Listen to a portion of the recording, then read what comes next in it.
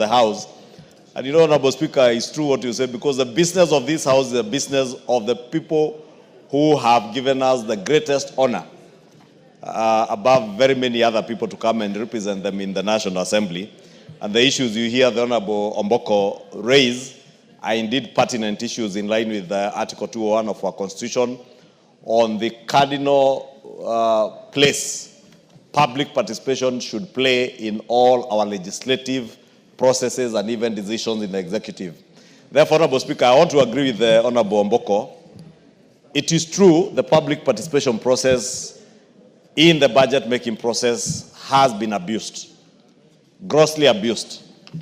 And as Honorable Omboko says, that is why you find in a situation where 2 billion shillings was set aside for public participation, those who sat in the budget committee found it prudent or imprudent, whatever the case may be, to put an additional 10 billion shillings. But what is more worrying, Honorable Speaker, is that if the entire 12 billion shillings went to the counties that were slated in for the public participation exercise, then there will be no problem.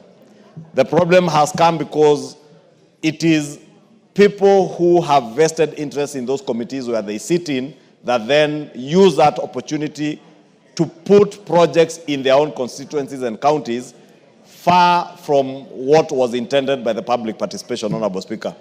And I say this with immense respect to those who sit in the Budget and Appropriations Committee, because it is a committee that I have chaired before in this House.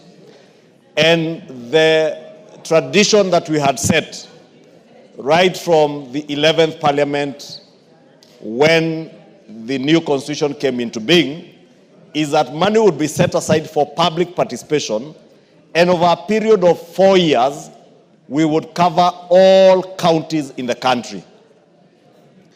And it is sad that some counties like Vihiga and the other 10 counties that were slated for benefit of these monies now lose out because of what is otherwise bad manners by ourselves, those who sat in the Budget and Appropriations Committee. And I say this, Speaker, because we have now reconstituted a new Budget and Appropriations Committee. Let me be on record, it will not be business as usual. This House will not sit back and allow members who sit in the Budget and Appropriations Committee to use the position they hold in that committee to appropriate money to only their constituencies at the expense of other Kenyans. Because all these 349 members come here to represent people. They come here to seek and lobby for resources to go back to their people. That is why the people of Vihiga are crying today. It is sad that you would find in a county that was to benefit from public participation, a national polytechnic in a county that was slated to benefit for public participation, getting a meager 10 million shillings, whereas in another county where a member in the Budget and Appropriations Committee sits in, a national polytechnic gets 250 million shillings. It is immoral, it is unethical, and very unprofessional of us who sit in those committees.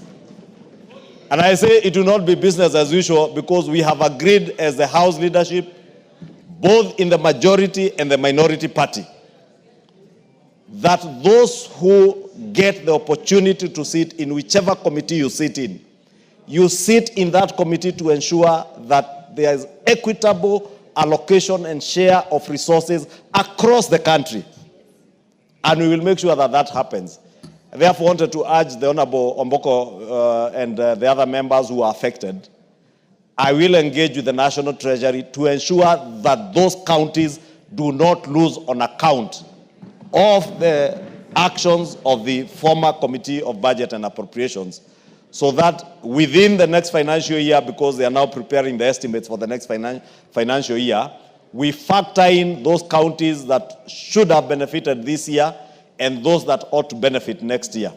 But let this serve as a warning bell to the new committee. I know the committees are slated to hold their elections tomorrow.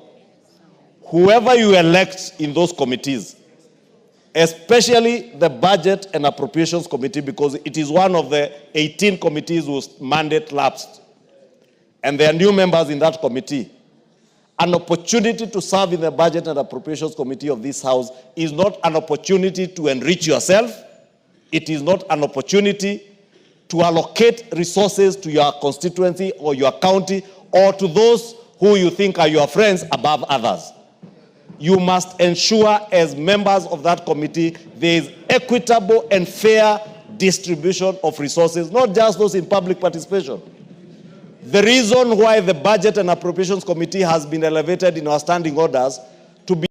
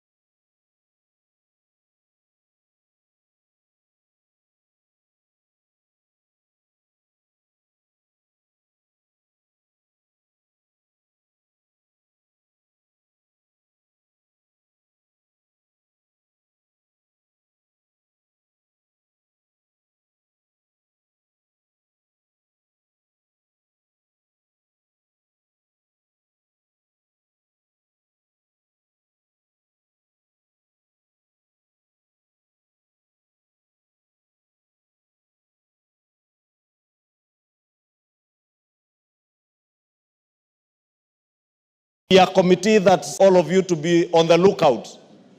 And we call out each other, because that is the only way we can be able to hold each other to account, for us to be able to hold those in the executive to account. Because even those in the executive, it doesn't mean because you are a cabinet secretary, for instance, for roads or water or energy, that all projects should go to your home county. There must be equitable and fair allocation and share of resources in this country, and that is the spirit that we want to go ahead.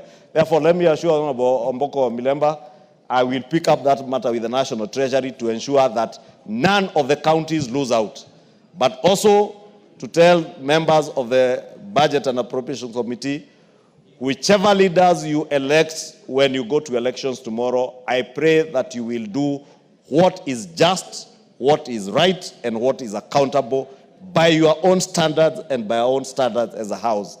That public participation allocation was meant as seed capital.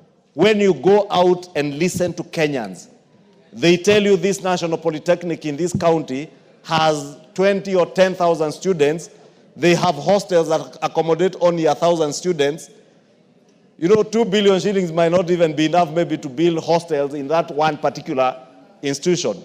But you put in seed capital, which informs the next budget-making process. Therefore, if, for instance, the Honorable Omboko's constituency in Vihiga, they had a road that was identified as a critical link between his constituency and the county of Kisumu or another neighboring county, and the members of the Budget and Appropriations feel that that road is such a critical link, then they put maybe 50 million shillings or 20 million shillings as seed capital so that they get a budget line that will be added onto in the subsequent financial year's budget. Now, this year they should have benefited to add, but public participation should not be an end by itself, or you allocate, probably you find a school where they have no classrooms, children, you go to Turkana or maybe to somewhere and find children, especially or Baringo, where people had been displaced by bandits, classrooms were demolished or burnt down, and you find you can allocate 10 million shillings and give a school money to allow children to go to schools. That was the essence of public participation, but not the kind of abuse that we have seen in the last 2 years. And Honorable Speaker, I want to commit on behalf of the House leadership, in the majority, on the minority side, that we shall make sure it no longer happens in this House. Thank you, Honorable Speaker. Jeanette.